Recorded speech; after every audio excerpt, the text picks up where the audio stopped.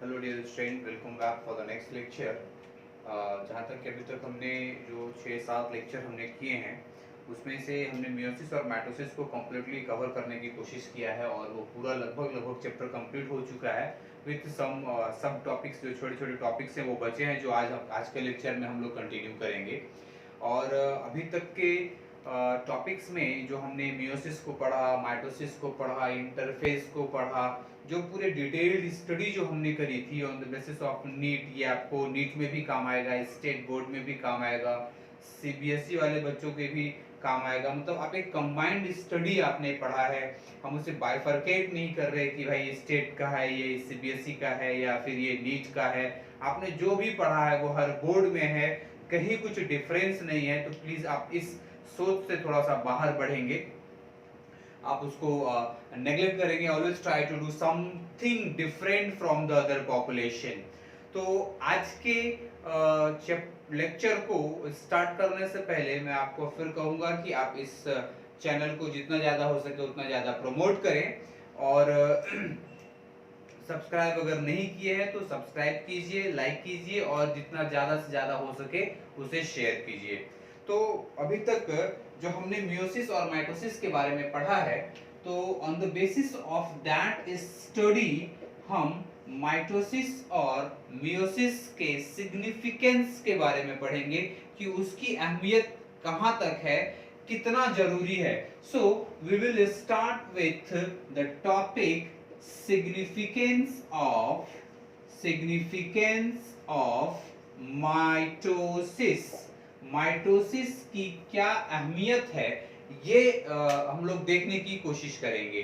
तो जैसा कि हम लोग सब जानते हैं कि जो माइटोसिस है उसमें एक इक्वेशनल डिवीजन होता है। क्रोमोसोम का कोई भी नंबर जो उनकी प्लॉइडी होती है वो डिक्रीज नहीं करती है, उसमें कोई चेंज नहीं होता है। और हम कहते हैं कि भाई ये क्या है, it is a kind of equational division. It is a kind of equational division and that equational division means that ये क्या कहता क्या है कि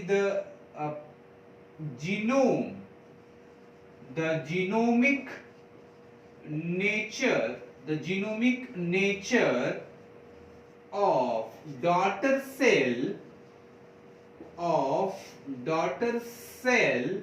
is same to the parent cell, is same to the parent cell। मतलब जो genome, जो भी number of chromosome daughter cell का होगा, सेम वही नंबर पेरेंट सेल में भी था। मतलब it maintains a consistency between the parent and the daughter cell. It maintains what we can say in other word, we can see it as it maintains the genomic, it maintains the genomic constancy between the parent cell and daughter cell, between parent cell and daughter cell, and that daughter cell is what the result of the mitosis। वो mitosis का result है। Finally हम जानते हैं कि जब एक cell, कोई भी एक सेल जब डिवाइड होना शुरू करेगा माइटोटिकली तो वो दो सेल प्रोवाइड करेगा। मतलब अगर इस सेल का जीनोम जो है, if the genome of the cell is diploid, then the resultant जो डॉटर सेल है उनके भी जीनोम क्या होंगे, डिप्लॉइड होंगे। अगर ये हैप्लॉइड है, if it is haploid, then the next will be also the haploid. मतलब जो भी पेरेंट सेल होगा इसे हम क्या कह सकते हैं, in short we can say it as parent cell. ये क्या है भाई, तो ये है पेरेंट सेल और ये दोनों है daughter cell. These two are what?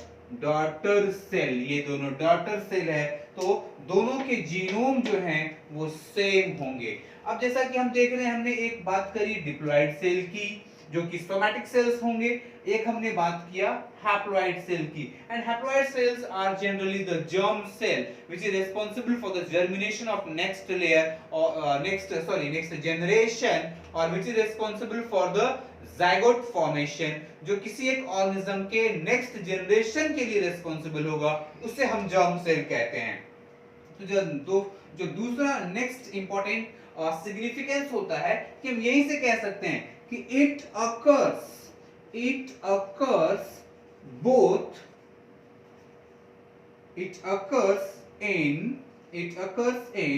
both the cells like germ cell and somatic cell ये दोनों के केस में होगा। और कुछ ये एक जो सोमैटिक सेल्स होते हैं वो उससे अपने नंबर को इंक्रीज करते हैं। जर्म सेल्स जो ये सपोर्ट कैसे कर रहे हैं भाई, ये दोनों के केस में होता तो कैसे सपोर्ट कर रहे हैं, बोथ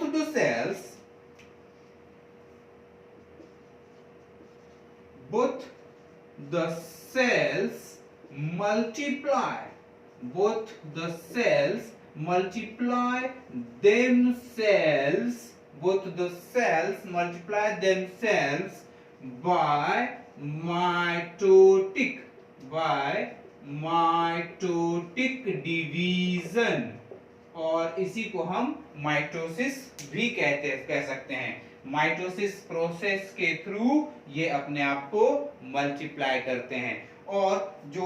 और आगे की बात हम इसी से पढ़ेंगे। हम सोमैटिक सेल, ये जो पॉइंट हमने देखा है, इसी को हम चेन से आगे खींच के चलेंगे कि सोमैटिक सेल हो गया कि भाई वो मल्टीप्लाई कर रहा है, और सोमैटिक सेल का काम क्या है कि ऑर्गेनिज्म के जो उसकी ऑर्गेनाइजेशन है, जो बॉडी की ऑर्गेनाइजेशन है, उसको मेंटेन करे। कैसे मेंटेन करेगा, सपोज दैट कोई सेल डेथ हो गया या कोई सेल की इंजरी हुई है, चाहे वो एक्सटर्नल इंजरी हो या इंटरनल इंजरी हो, कैसे भी है, सेल डैमेज हुआ है, तो ये माइटोटिकली ये सेल जो है, जो सोमैटिक सेल है, वो डिवाइड करेगा, सेल नए सेल को फॉर्म करेगा, और फॉर्म करने के बाद जो डैमेज्ड सेल हैं, जो इंज्योर्ड सेल हैं, उसकी जगह लेगा। मतलब सोमैटिक सेल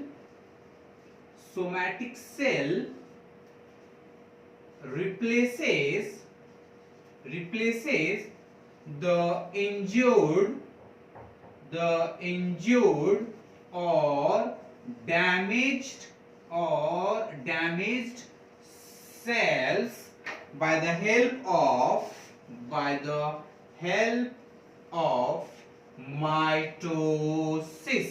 तो ये जो सोमैटिक सेल है, ये क्या करेगा, अगर कोई सेल इंजर्ड हो चुका है या डैमेज्ड हो चुका है, तो by the help of mitosis ये मल्टीप्लाई करेगा और उसे रिप्लेस करेगा। नेक्स्ट पॉइंट हम क्या कह सकते हैं कि ये जो सोमैटिक सेल है, जो सोमैटिक सेल की हम बात कर रहे हैं, हम जानते हैं कि somatic cell is responsible for the growth and development of the body of an organism. मतलब हमने क्या बोला कि जो सोमैटिक सेल है, somatic cell favours growth, it favours growth and development in case of an organism. कोई भी somatic cell होगा तो ये इसमें फंक्शन करेगा, चाहे वो इंटेस्टिनल सेल हो, प्लस ये दूसरा फंक्शन ये भी करेगा कि जो कुछ ऑर्गेन्स होंगे, ऑर्गेन्स के डेवलपमेंट में भी, डेवलपमेंट पहले हम ग्रोथ बोल लेते हैं, ऑर्गेन्स ग्रोथ एंड डेवलपमेंट में भी सपोर्ट करेगा। ये जो सेल है, सोमैटिक सेल है, ये दोनों केस में फेवर करेगा, growth and development of organism और growth and development of organs, दोनों को फेवर करेगा। So now the next point हम ये कह सकते हैं क्या कि जो ये माइटोसिस है, it further supports growth and development. Next point अपन क्या कह सकते हैं, supports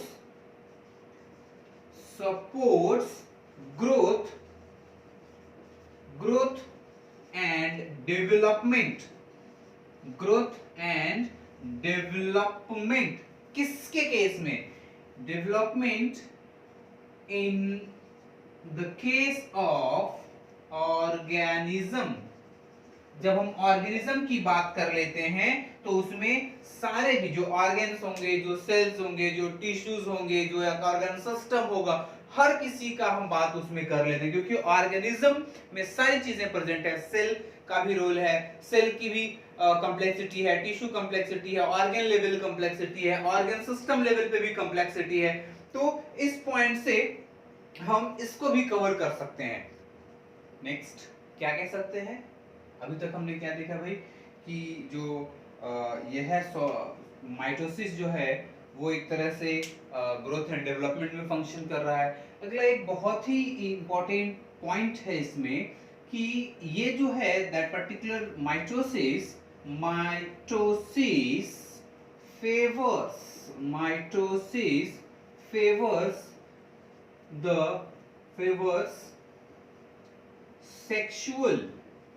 sexual and asexual mode of reproduction, asexual mode of reproduction, ये दोनों केस में फंक्शन करता है। ये जो माइटोसिस है ये फेवर करता है, it favours sexual and asexual mode of reproduction, दोनों भी मोड को ये फेवर करेगा। और एक काफी यूनिक चीज है इनके पास कि इट मेंटेन्स, ध्यान से देखिएगा, it maintains the nucleocytoplasmic ratio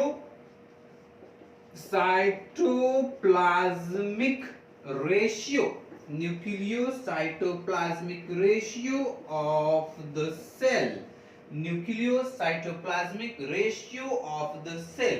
मतलब क्या हुआ कि जब ये एक तरह का इक्वेशनल डिवीजन है और ये बराबर से चीजों को, जो सेल कंपोजिशंस हैं, जो सेल के कंपोजिशन है वो डॉटर सेल्स में इक्वली डिस्ट्रीब्यूट कर रहा है। ये इक्वेशनल डिवीजन का मतलब हुआ जीनोम बराबर रख रहा है, सारे ऑर्गेनल्स को बराबर दोनों भी डॉटर सेल्स में डिस्ट्रीब्यूट कर रहा है। जो पेरेंट्स के पास हैं वो दोनों भी डॉटर सेल्स के पास हैं, इतना प्रॉपर मैनेजमेंट कर रहा है।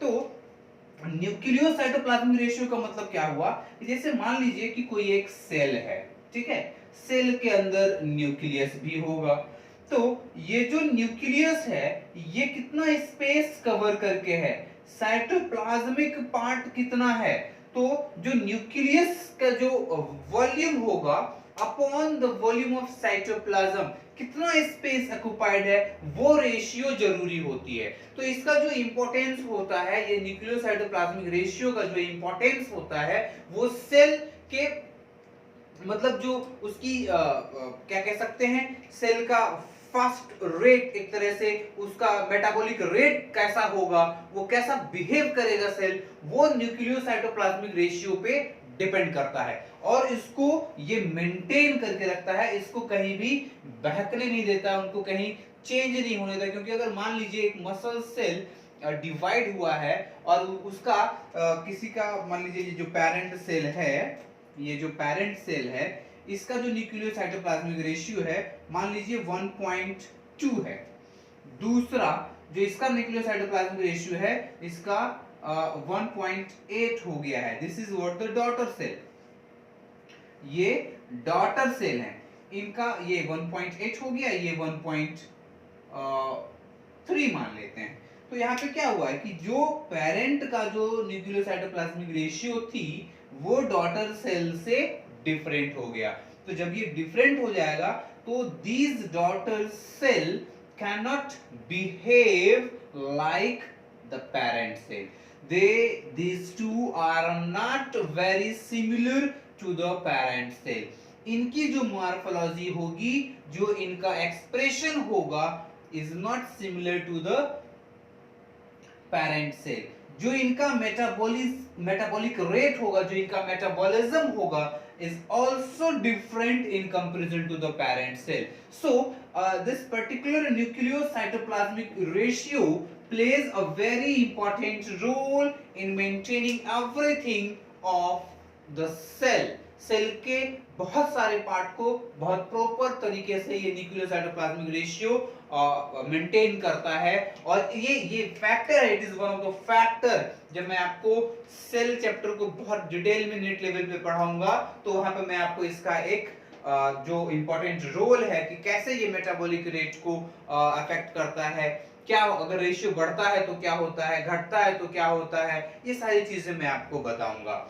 और एक बहुत प्यारी चीज मैं आपको बताना चाहूंगा माइटोसिस के बारे में, कि माइटोसिस इतना सुंदर प्रोसेस है। It is like a very beautiful receptionist, जो कि एक किसी भी बड़े ऑर्गेनाइजेशन में बैठी है और वो हर एक चीज को, हर एक कस्टमर को, चाहे वो एक इंक्वायरी के लिए आया हो या उसे कुछ फेवर चाहिए होटल से, या फिर एक बेटर रूम बुक करना है, या किसी भी पर्पस से कहीं भी बड़े ऑर्गेनाइजेशन में कोई भी जो सामने जो बंदी बैठ करके है, जिस बंदे को जिस तरह का वर्क होगा उसको वो उसी पर्टिकुलर डिपार्टमेंट तक उसको पहुंचाती है। ये एक सिमिलर जॉब माइटोसिस भी करती है, जिस सेल को जैसे रिक्वायरमेंट होती है वो उसको उस तरह से उसको ट्रीट करती है। हर सेल के बारे में ये प्रॉपर एक इक्वल इंपॉर्टेंस प्रोवाइड करती है। वो ये नहीं कहती कि मैं सिर्फ गोनाड सेल्स या जर्म सेल्स के लिए ही हूं या मैं सोमैटिक सेल के लिए ही हूं। जी नहीं, आप हैं, आप हमारे पास आए हैं, आपको माइटोसिस की रिक्वायरमेंट है तो वो माइटोसिस होके रहेगा, वहां पे वो कोई डिफरेंशिएट नहीं करता है। लाइक अ रिसेप्शनिस्ट, जिसके लिए हर एक इंसान जो उस ऑर्गेनाइजेशन में एंटर किया है वैसे ही माइटोसिस भी करता है। तो ये बहुत खूबसूरत प्रोसेस है। Now what is the significance of meiosis here. सबसे पहले तो मियोसिस में हमने जो देखा है, कुछ हम डिफरेंस, कुछ अलग चीज हम यहाँ पे नहीं पढ़ रहे हैं, कुछ डिफरेंस फाइंड आउट करके हम नहीं पढ़ रहे हैं। जो हम मियोसिस के बारे में जो कॉन्सेप्ट प्रीवियस लेक्चर में पढ़ चुके हैं उसके बेसिस पे हम इसके हम अहमियत क्या है हम ढूंढने की कोशिश करेंगे। हमने मियोसिस में क्या देखा था कि वहां पे क्रॉसिंग ओवर हुआ था, वहां पे रिकॉम्बिनेशन हुआ था। क्रॉसिंग ओवर है तो एक तरह से वो वेरिएशंस को क्रिएट कर देता है, और वेरिएशंस अगर हुए तो it may result into the evolution as well. जब चेंजेस होंगे तभी तो इवोल्यूशन होगा, नेक्स्ट कुछ बेटर चेंज हो सकता है। ये हमने समझने की कोशिश करी थी मियोसिस जब हम पढ़ रहे थे तो। और सबसे बड़ी चीज हमने देखा था कि ये जो मियोसिस है, that particular meiosis is a kind of reductional division, मतलब ये गैमेट फॉर्मेशन में भी फंक्शन करता है। तो सबसे पहला हम स्टार्ट करेंगे कि it is a kind of it is a kind of it is a kind of reductional it is a kind of reductional division by which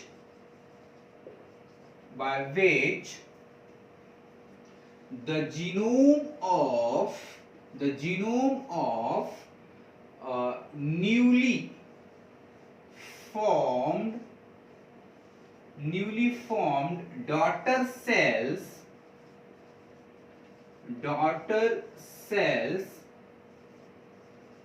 gets reduced to half. वो half हो जाता है, मतलब क्या हुआ कि जब ये सेल कोई डिप्लॉयड है, मान लीजिए ये डिप्लॉयड है, तो ये आगे जाकर के 4 सेल बनाएगा, और ये चारों सेल्स जो होंगे दे आर हैप्लॉइड। मतलब it is generally very important process in case of gamete formation. Can we say it, हमने क्या लिखा है, it is a kind of reductional division by which the genome of newly formed daughter cell gets reduced to half in comparison to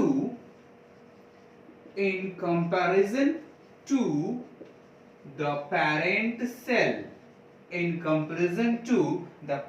cell, मतलब ये है parent cell and these are the daughter cells. तो parent cell diploid है, तो बाकी ये क्या हो गए, हैप्लॉयड हो गए। फर्दर जो नेक्स्ट बहुत इंपॉर्टेंट चीज यहाँ पे हम देख रहे हैं कि गोनेड्स के केस में जरूरी है, और अगर ये चीज ना हो, सपोज दैट अगर ये चीज आधा जो हो चुका है मियोसिस की हेल्प से, क्रोमोसोम नंबर अगर नहीं हो तो क्या होगा, वो क्या होगा वो जरा सा मैं आपको समझा देता हूं।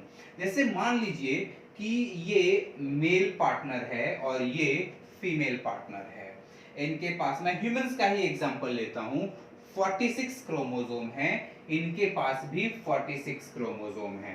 अब ये मेल है, मतलब मान लीजिए he is father and she is mother, तो इनके तरफ से क्या आ रहा है, गैमेट आ रहा है। तो ये जो अपना गैमेट डिनोट करते हैं, सॉरी गैमेट जो ये डोनेट करते हैं, जो ये डोनेट करते हैं गैमेट, और इन्होंने भी अपना गैमेट को डोनेट किया है, तो ये दोनों क्या होते हैं, गैमेट्स आर जनरली हैप्लॉइड, ये भी हैप्लॉइड हैं, ये भी हैप्लॉइड है, मतलब इनके पास कितना है, 23 क्रोमोसोम है, और इनके पास भी 23 क्रोमोसोम है, ठीक है।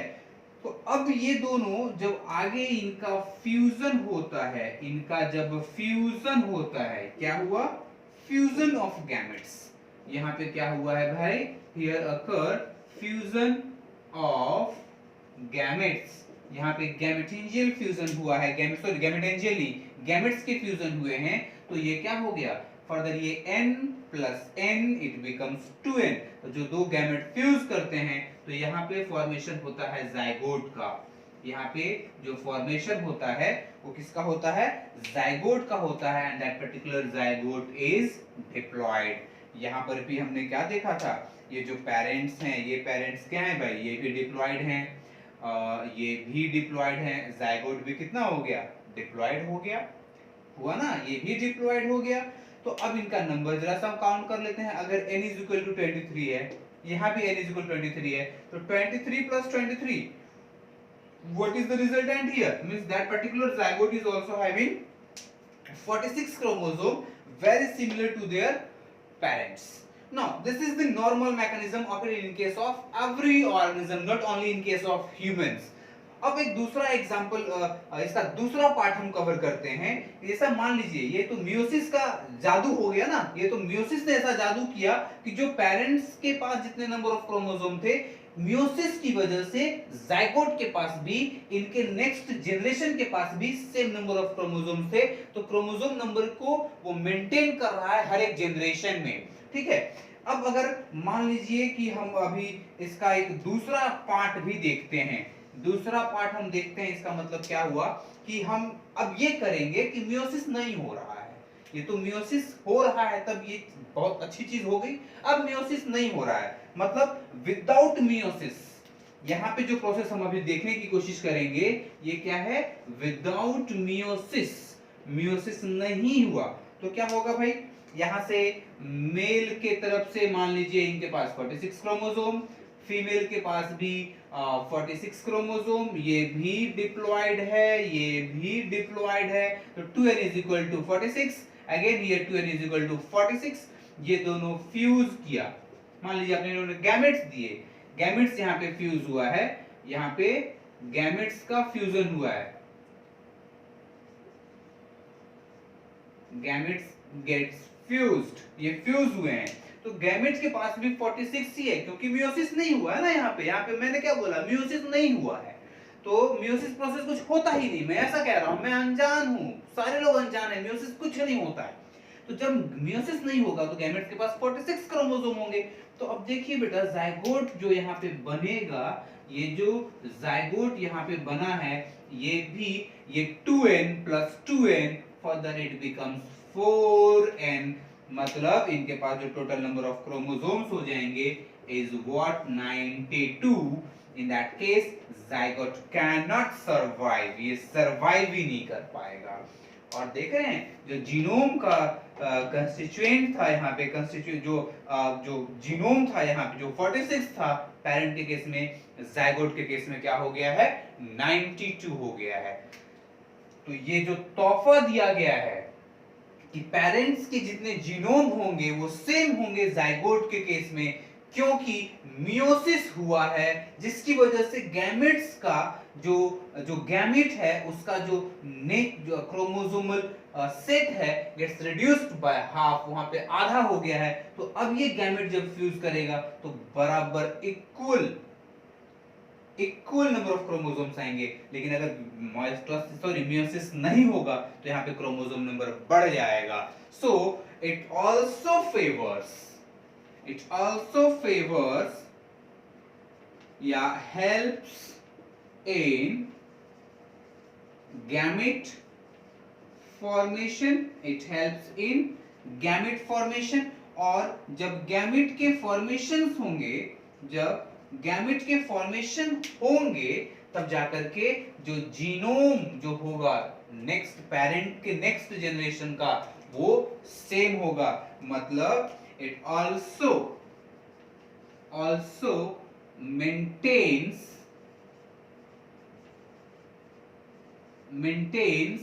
the same number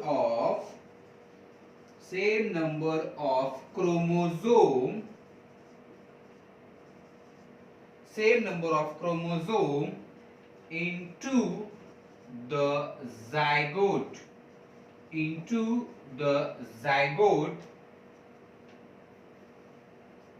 to their parents. Also maintains the same number of chromosome into the zygote to their zygote in comparison कर दें,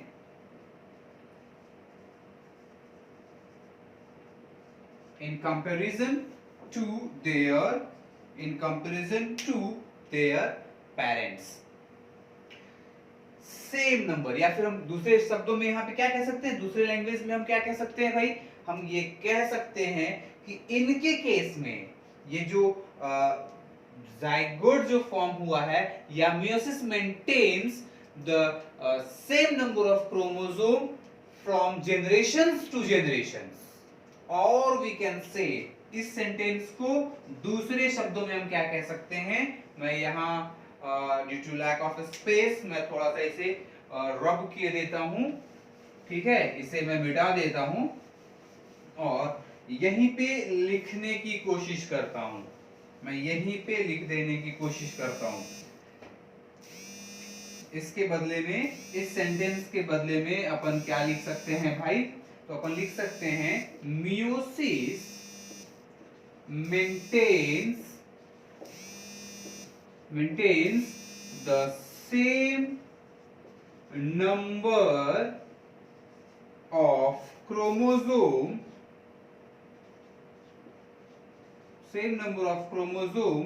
from generation to generation।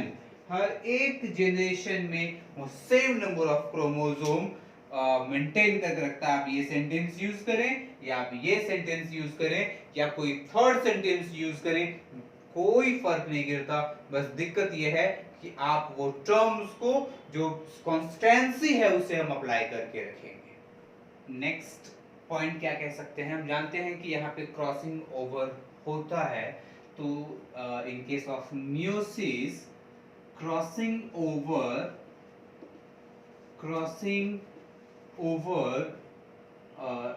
supports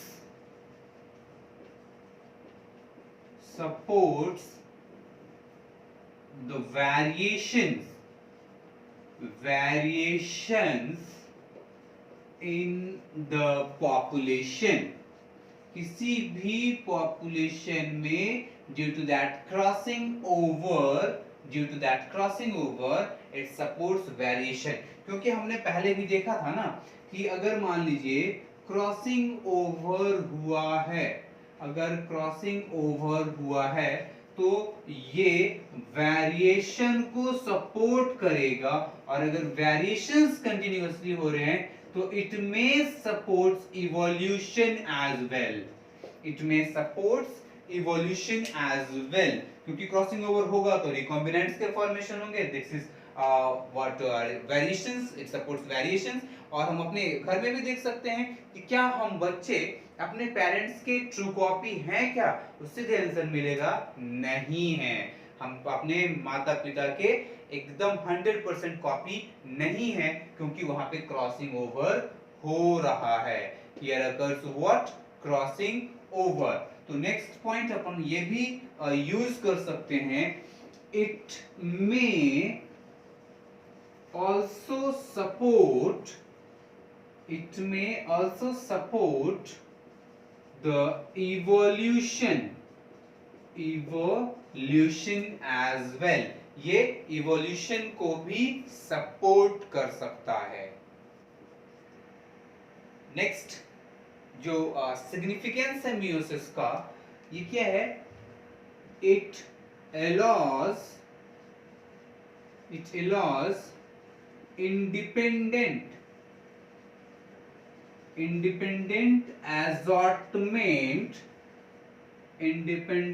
assortment of paternal and maternal chromosomes.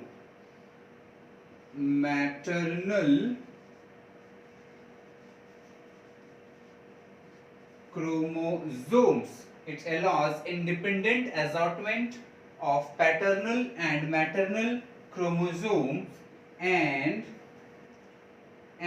also favors their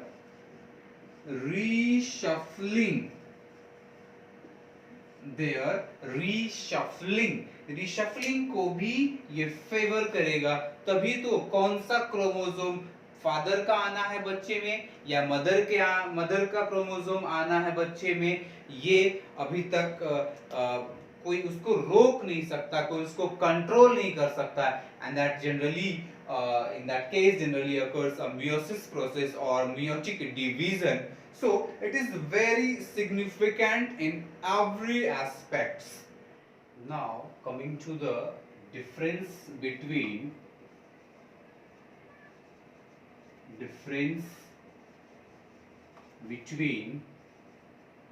mitosis and meiosis,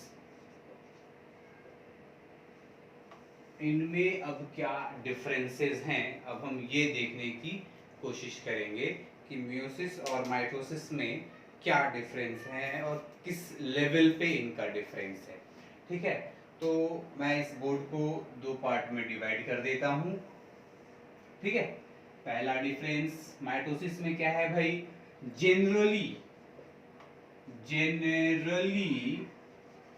generally occurs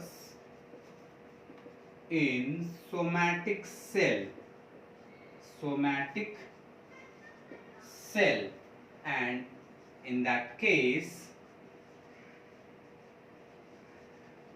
generally occurs in case of germ cell। ठीक है, ये इस तरफ मैं mitosis को लिख रहा हूं और इधर हमारा मियोसिस है। ओके, नाउ नेक्स्ट डिफरेंस क्या जानते हैं हम कि जो माइटोसिस है वो इक्वेशनल डिवीजन होता है। So it is what, equational division, mitosis is equational division. और ये क्या कहलाएगा भाई, ये कहलाएगा रिडक्शनल डिवीजन। ये क्या कहलाएगा, रिडक्शनल डिवीजन। जो मियोसिस होता है वो क्या कहलाता है, वो कहलाता है रिडक्शनल डिवीजन। उसके बाद क्या कह सकते हैं कि जो हैप्लॉइड सेल्स होंगे, haploid and diploid cells both can go for mitosis चाहे वो हैप्लॉइड सेल्स हों या डिप्लॉइड सेल्स हों, दोनों भी माइटोटिक डिवीजन को जा सकते हैं। But in case of meiosis the cells undergoing meiosis is diploid और अगला जो डिफरेंस है, माइटोसिस जो होता है it is a kind of simple process है। ये बहुत ज्यादा कॉम्प्लेक्स नहीं है, बट मियोसिस जो है it is a kind of complex process. Next जो है इंटरफेस। ये जो इंटरफेस है, interface occurs prior to every mitotic division।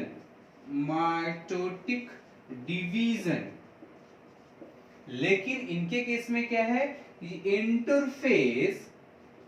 Interface occurs only in meiosis 1 but not occurs in meiosis 2, occurs before but not occurs before meiosis 2, ऐसा लिखेंगे, before meiosis 2, before meiosis 2 ये interface नहीं होता है इन case of meiosis. उसके बाद क्या है भाई, ये जब माइटोसिस होता है तो सेल एक बार डिवाइड होता है, cell divides only once, but in that case cell divides twice। दो बार डिवाइड होता है, एक बार मियोसिस 1 में इनकी डिवीजन होते हैं और दूसरी बार मियोसिस 2 में होता है। अब इधर देखते हैं प्रोफेज 1 में, जैसे यहाँ पे मियोसिस 1 है, मियोसिस 2 है, इनके केस में मियोसिस 1 मियोसिस 2 नहीं, यहाँ पे प्रोफेज, मेटाफेज, एनाफेज, टेलोफेज है। लेकिन मियोसिस के केस में मियोसिस 1 और मियोसिस 2 की वजह से प्रोफेज 1 प्रोफेज 2 मेटाफेज 1 मेटाफेज 2 और ऐसी कुछ चीजें हैं यहाँ पे। तो इसमें हम क्या कह सकते हैं भाई, जो बॉकेट स्टेज था इन केस ऑफ लेप्टोटीन, तो वो यहाँ पे प्रेजेंट नहीं होगा। Bouquet stage is absent, but इनके केस में क्या है भाई, बॉकेट स्टेज is present। अब जो नेक्स्ट डिफरेंस देखेंगे हम माइटोसिस में, जैसा हमने देखा कि बॉकेट स्टेज माइटोसिस में नहीं होता है, इनके केस में होता है। तो यहाँ पे क्रॉसिंग ओवर is absent, लेकिन मियोसिस के केस में क्रॉसिंग ओवर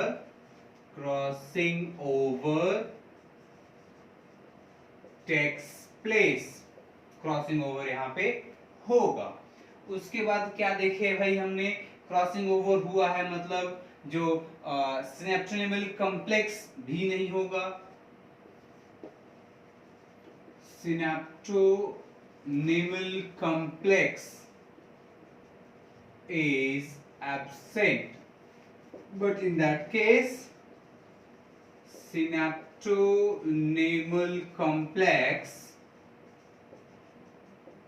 is present। इनके केस में सिनेप्टोनेमल कॉम्प्लेक्स प्रेजेंट होगा। कैज़माटा, कैज़माटा is also absent in case of mitosis, but in case of meiosis chiasmata is present. Okay, synapsis does not occur, but in that case, in case of meiosis, synapsis occurs. Okay, अब उसके बाद और क्या differences हैं भाई? अगर आप देखेंगे तो जो साइटोकिनेसिस है, जब भी टेलोफेज एंड होगा, कैरियोकिनेसिस कंप्लीट होगा, तो माइटोसिस के केस में साइटोकिनेसिस हर हाल में होगा। लेकिन इनके केस में मियोसिस 1 में साइटोकिनेसिस हो भी सकता है और नहीं भी हो सकता है। उसके बाद जो नेक्स्ट डिफरेंस होते हैं, daughter cells are identical in case of mitosis, but in that case daughter cells are dissimilar to each other and to मतलब इनके केस में जो डॉटर सेल्स होंगे वो एक दूसरे से डिसिमिलर होंगे and also not similar to the parent cell के जैसा भी नहीं होंगे, but in case daughter cells are identical with each other and to the parent cell as well, parent cell के जैसा भी ये होंगे। उसके बाद क्या है भाई, जो नेक्स्ट जो डॉटर सेल जो फॉर्म हुए हैं, नंबर कितना है? Number of daughter cell is 2 in case of mitosis, but number of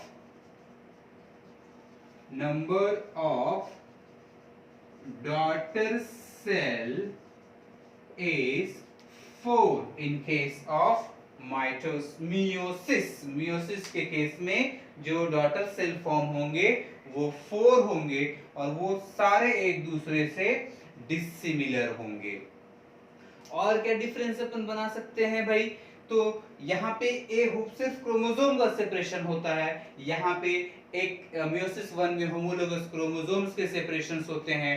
उसके बाद फिर नेक्स्ट मियोसिस 2 में सिस्टर क्रोमैटिड्स के सेपरेशन होते हैं, ये भी डिफरेंसेस हो सकते हैं। नेक्स्ट डिफरेंस हम इसके बारे में ये भी लिख सकते हैं कि भाई ये जो मियोसिस है, मियोसिस में इंटरकैनेसिस फेज होता है और माइटोसिस में इंटरकैनेसिस नहीं होता है।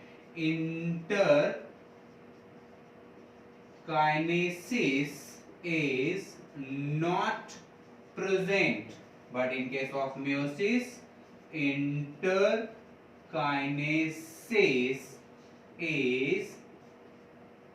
interkinesis is present between meiosis 1 and meiosis 2। तो करीब बहुत सारे डिफरेंसेस हमने देख लिया, और डिफरेंसेस क्या और भी हम 10-20 डिफरेंसेस लिख सकते हैं। जब हम मियोसिस और माइटोसिस को अच्छे तरीके से समझ चुके हैं तो हम कई डिफरेंसेस लिख सकते हैं। उसकी कोई नंबरिंग नहीं होनी चाहिए, बस हमारे पास कॉन्सेप्ट होना चाहिए। तो now the chapter cell cycle and cell division is totally completed, nothing left now. अब इस प्रिपरेशन के बेसिस पे आप सारे नीट के क्वेश्चंस कर सकते हैं, सारे नीट के कॉन्सेप्ट्स कर सकते हैं, और जितने अच्छे तरीके से हो सके उतने अच्छे तरीके से इस चैप्टर को आप कंप्लीटली अपने कमांड में कर सकते हैं. So now I am ending with that particular topic. So thank you very much. अच्छे से रहिए, बेटर वे में पढ़िए और अपने आप को कोरोना से सेफ रखिए.